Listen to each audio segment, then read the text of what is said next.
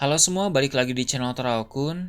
Sebelum pembahasannya dimulai, silahkan klik tombol subscribe dan aktifkan lonceng notifikasinya supaya kalian gak ketinggalan info dan teori terbaru seputar One Piece.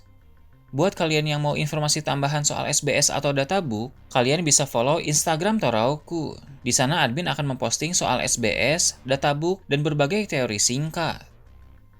Sekarang lanjut ke pembahasan.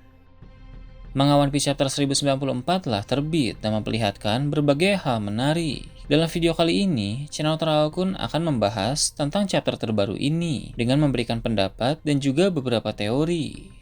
Chapter kali ini berjudul Dewa Pertahanan Sanjay Garcia Satur. Cerita dimulai dengan menampilkan kilas balik singkat saat Atlas memberi perintah kepada para pasifista Mark III. Atlas merebut kembali para pasifista itu dari kendali Kizaru, kemudian memberi mereka perintah untuk memusnahkan semua angkatan laut di Pulau Egghead. Sementara itu di dalam Vega Tank, Vegapunk, Atlas, Sanji, dan Franky mencoba mencari di mana jewelry Bonnie. Tak butuh waktu lama, Sanji yang bisa mendeteksi keberadaan wanita langsung mengetahui lokasi Bonnie. Sanji juga tidak tahan menunggu pergerakan Vega Tank yang menurutnya lambat, sehingga Sanji keluar dari kendaraan tersebut dan bergerak sendiri dengan kecepatan tinggi. Sementara itu di bagian bawah, persembunyian Bonnie telah diketahui oleh Angkatan Laut. Seorang Vice Admiral dengan tubuh yang cukup besar mencoba melancarkan serangan memakai semacam tongkat dengan kerang di bagian ujungnya. Untung saja Bonnie cukup gesit sehingga dia berhasil menghindar. Setelah itu, beberapa bawahan dari Angkatan Laut berniat untuk menyerangnya juga. Namun, Bonnie memakai teknik bernama Near Death Experience. Teknik tersebut berupa tembakan dari pistol, dan orang-orang yang terkena tembakan itu bisa merasakan pengalaman hampir mati. Teknik tersebut langsung menyerang psikologis musuh.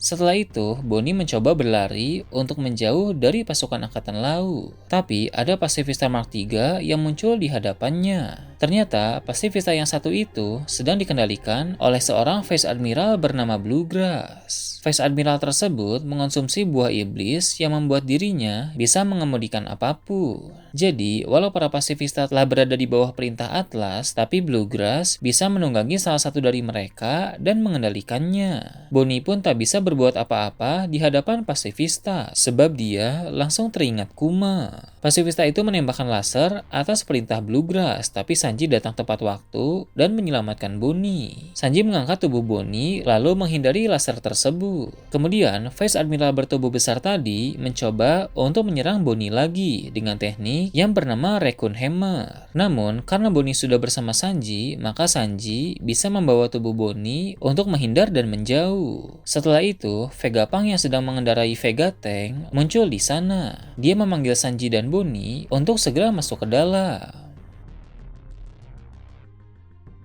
Beralih ke tempat lain, di bagian Labo Stratum, pertarungan Luffy melawan Kizaru masih terus berlanjut. Sekarang ini, keduanya mulai terengah-engah, menandakan telah banyak tenaga yang keluar dari mereka. Kizaru pun berkata bahwa jika dia terus-menerus melawan Luffy, maka dia tidak akan bisa menyelesaikan misinya. Luffy pun menjawab, memang itulah tujuan Luffy. Apapun yang terjadi, Luffy tidak akan membiarkan Kizaru menghabisi Vegapunk di sana. Kizaru pun terbang untuk pergi dari hadapan Luffy karena dia ingin mengincar Vegapunk. Namun, Luffy mengejar Kizaru dengan cara berlari di udara. Sementara itu, beberapa orang kuat di Pulau Egghead berhenti bergerak karena merasakan sosok keberadaan yang aneh. Kemudian terdengar suara yang meminta pasifista untuk berhenti. Ternyata itu adalah hawa keberadaan dan suara dari Gorosei Satur. Sang Gorosei itu tidak bisa hanya berdiam diri saja di dalam kapal. Dia mulai bergerak dan menimbulkan kehebohan di Pulau Egghead. Di tengah-tengah pulau muncul semacam lingkaran sihir dengan lambang bintang dan angka 5.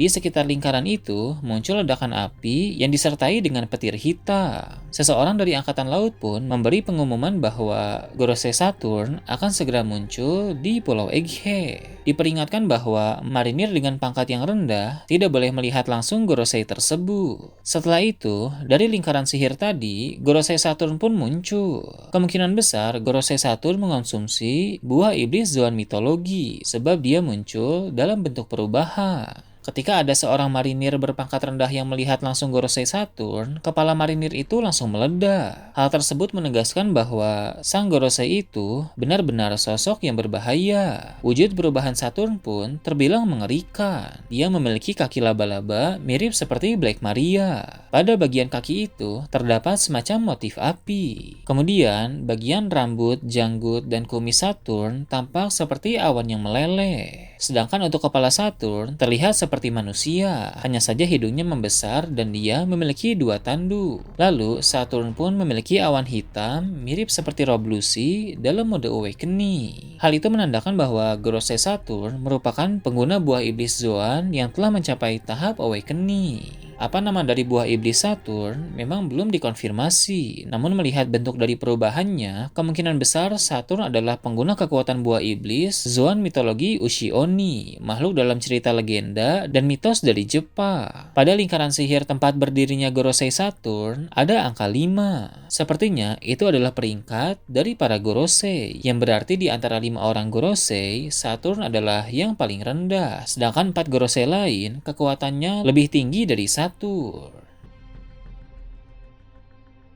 Bonnie pun bertanya-tanya monster apa yang muncul itu ketika dia melihat Saturn. Sementara itu, Sanji bisa merasakan ada serangan yang mengarah ke Vegapunk. Serangan tersebut ternyata berasal dari Kizaru. Vegapunk segera mengontrol Vegapunk untuk menghindar. Vegapunk yang tadinya menghindari serangan juga harus keluar dari jalur, sehingga kendaraan tersebut langsung terjatuh. Sementara Vegapunk terjatuh, Kizaru ingin melancarkan tembakan susulan. Untung saja, Luffy muncul dan bersiap untuk melawan Kizaru. Kizaru pun berkata bahwa bentuk perubahan Luffy harusnya sudah mencapai batas. Saat mengetahui Luffy akan menyerang, Kizaru berbalik arah dan menembak Luffy dengan cahaya laser. Luffy mampu menghindari tembakan tersebut. Lalu Luffy memukul Kizaru dengan teknik baru yang disebut Gomu Gomu no White Star Gun. Serangan itu berupa tinju kuat yang mengenai kepala Kizaru dengan telak. Di sekitar kepala Kizaru pun muncul bintang-bintang putih. Pukulan Luffy itu juga dilapisi dengan haki yang sangat kuat karena muncul percikan petir hitam. Kizaru yang menerima serangan White Star Gun dari Luffy berkata bahwa itu sangat gawat, sedangkan Luffy telah kehabisan waktu dalam penggunaan Gear 5. Dengan begitu, Luffy dan Kizaru terjatuh secara bersama-sama. Pada saat Luffy terjatuh, Gorosei Saturn melihatnya dan menyebut nama Nika. Tak lama setelah melihat Luffy jatuh, tiba-tiba Vegapunk terjatuh di dekat Gorosei Saturn. Vegapunk, Sanji, Bonnie, Franky, dan Atlas kini berada tepat di hadapan Gorosei itu. Saat melihat Saturn dari dekat, tiba-tiba Bonnie teringat sesuatu mengenai Kuma. Sepertinya, kebenaran di balik penghapusan ingatan Kuma serta apa tujuan Kuma di Marijoi saat ini akan segera terungkap. Pada bagian akhir chapter, Bonnie yang marah dan sedih mengambil pedang lalu menusuk dada Saturn. Dada sang Gorosei itu pun mengeluarkan darah, tapi tentu kita semua bisa menduga Saturn akan baik-baik saja. Gorosei Saturn berpotensi menjadi musuh terakhir Luffy di Pulau Egghead. Luffy harus menguasai kekuatan Gear 5 dengan semakin baik agar bisa menang melawan Gorosei Saturn. Nah itu tadi review dan teori tentang One Piece chapter 1094. Gimana menurut kalian? Silahkan tulis di kolom komentar di bawah. Oke, segitu aja untuk pembahasan kali ini. Jangan lupa like, share, dan subscribe untuk video menarik selanjutnya. Gue Toraukun, Shambles.